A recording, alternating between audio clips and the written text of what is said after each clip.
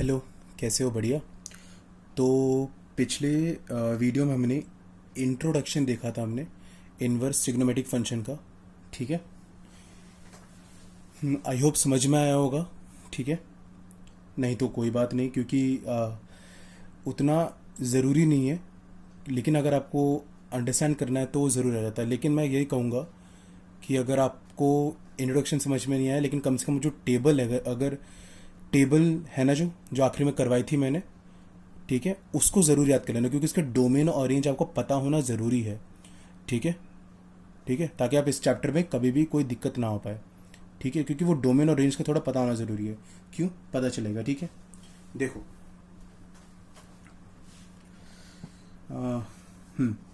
Find principal value of sine. देखो क्या दे रखा है, find principal value of sine inverse 1/2। ठीक है, कोई दिक्कत यहाँ पे नहीं है। ठीक है, तो पहली बात ये समझो कि मैंने वहाँ बताया था ना कि जो साइन वाला फंक्शन था, साइन वाले फंक्शन के लिए उसका डोमेन क्या था? डोमेन उसका था -1 से 1, और उसका रेंज क्या था? उसका -π/2 से π/2 उसका रेंज था। ठीक है, यानी कि -90 से 90। देखो यहाँ पे डोमेन इनकी वैल्यू है ना, इसका जो आंसर आएगा वो रेंज होगा, यानी कि इसके अंदर की वैल्यू है, इसका रेंज इसके बीच में से आना चाहिए। ध्यान ये रखना है हमें, जो रेंज दे रखी है उसी के बीच में आना चाहिए। और पहली बात इसने क्या बोला? Principal value. और मैंने बताया था प्रिंसिपल रेंज हम इसे मानते हैं। ठीक है ये चीज़। तो देखो क्या करेंगे यहाँ पे फिर। पहली बात मैं बहुत बेसिक से लेकर चल रहा हूँ।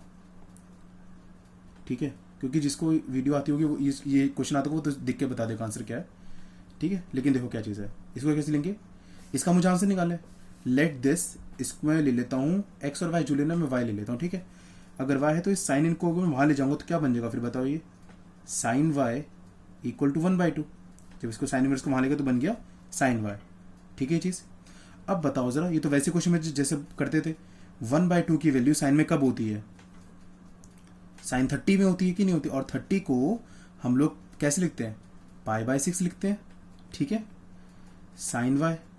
तो साइन साइन हटता है। देखो ये दोनों बराबर है ना, ये दोनों बराबर कब होंगे? जब y इसके बराबर होगा, y इज इक्वल टू π/6 होगा। तो इसका आंसर क्या आया? π/6। और हमें y तो निकालना था।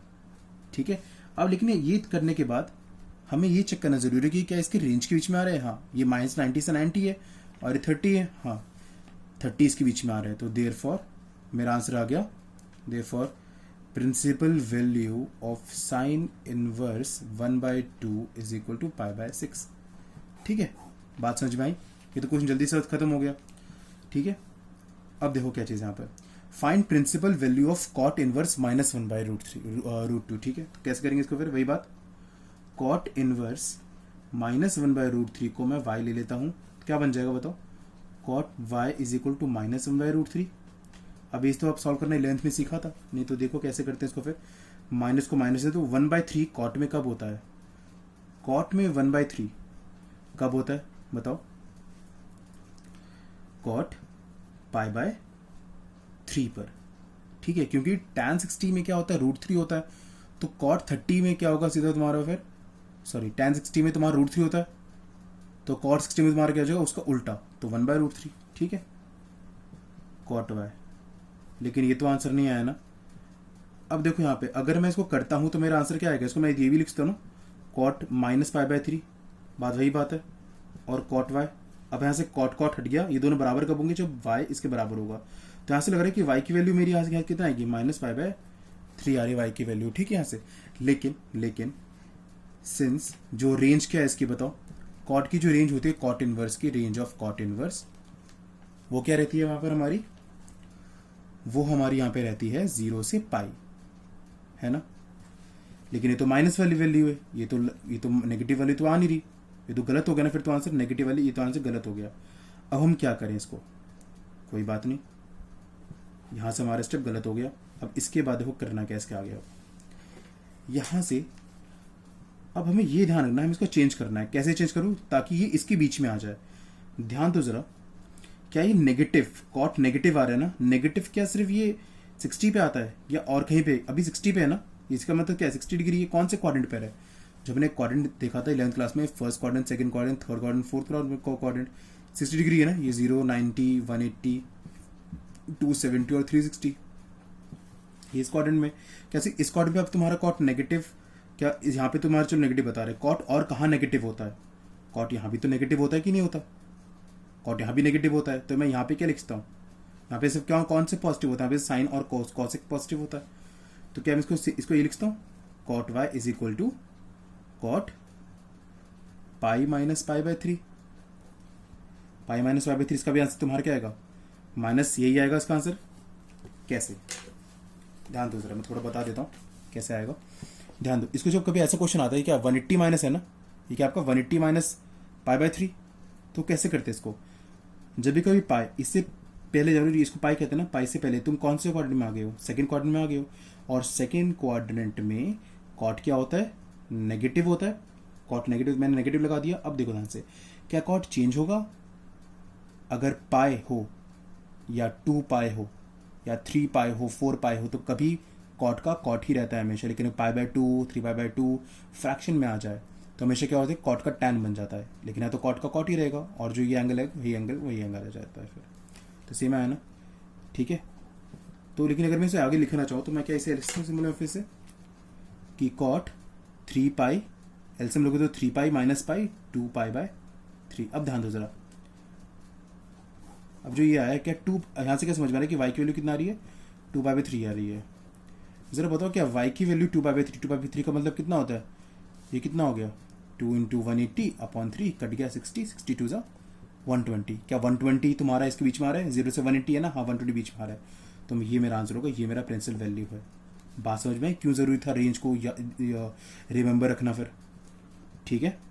चलो अब वो तो दोनों एग्जाम्पल थे, ये आपके एक्सरसाइज से क्वेश्चन शुरू हो गए यहाँ से फिर, अब ठीक है, तो जल्दी जल्दी हो जाएगा, ठीक है। चलो देखो क्या चीज़ है,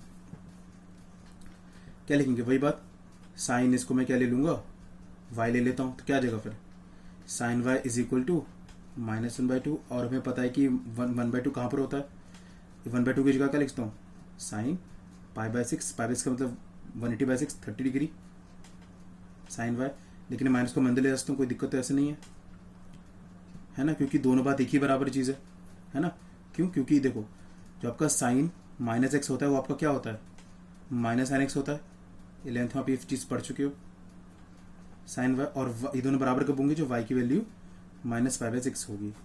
अब जरा हमें चेक करना है कि क्या ये रेंज में आ रहा है, रेंज क्या होती है इसकी, साइन में की रेंज क्या होती है इसकी, -π/2 से π/2, और ये क्या है -30 है, और ये -90 है, हाँ पक्की बातें बीच में आ जाएगा, है ना, तो देयरफॉर मेरा आंसर मिल गया, ये मेरा आंसर हो गया, ठीक है यहाँ से फिर, ठीक है।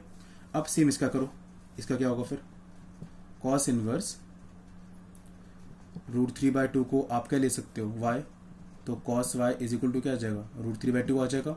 अब √3/2 कॉस में कब होता है, कॉस 30 में होता है, ये भी चीज़, और y के लिए यहाँ सीधा क्या आ गई, π/6 क्या है, इसकी रेंज में आ रही है ये चीज़, देख लेते हैं। यहाँ पे इसकी रेंज क्या होती है, 0 से पाई होती है ना, क्या 0 से पाई के बीच में आ रही है π/6, ठीक है, since y lies in the range, ठीक है, तो therefore y is equal to क्या हो जाएगा, π/6 से मेरा आंसर हो जाएगा फिर, क्योंकि 30 और ये 180, 0 से 180 के बीच में 30 तो आता है, पक्की बात है, मेरा आंसर मिल गया ये चीज़। अब